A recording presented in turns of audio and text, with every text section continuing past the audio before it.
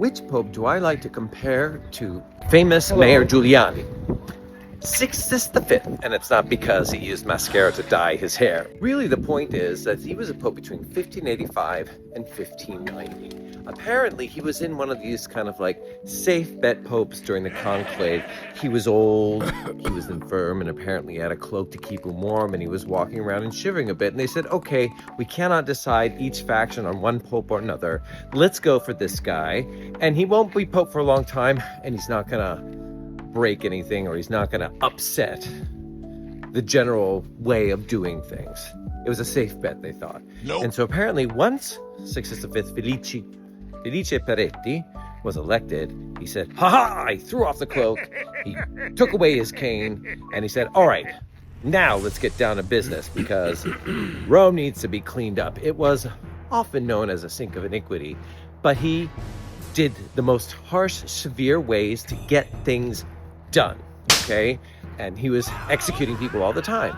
And he also changed the way we look at Rome today. A lot of the stuff that was done during his reign as a pope between 1585 and 1590 is how we look at Rome today. So what am I talking about? He understood that people were coming for pilgrimages to Rome and how important it was. And so he's the one who took those pagan objects, the obelisks, and then placed crosses on top of them as symbols of places for people to know where they needed to go when they went to Rome and what churches they needed to go to. That's why there's an obelisk at Santa Maria Maggiore, there's one in front of St. Peter's, there's one in front of St. John, and much more. And he also built a street networks, normally that were built in between the valleys of the hills of Rome, and he built them up and over. In fact, at the top of the Spanish Steps, there is an obelisk.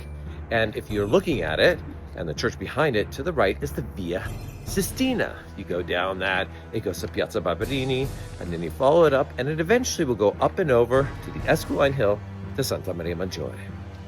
Fascinating to think about this severe man, and if you look, and if you know where to look at his funeral monument in his own Sistine Chapel, not the famous one, but the one in Santa Maria Maggiore, you will see a frieze where he kind of promotes the things that he did. One of them shows soldiers out in the countryside cutting off people's heads. They're holding dangling heads in their hands of the thieves out in the countryside.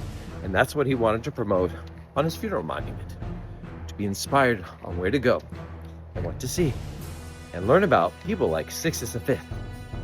Follow me and through eternity.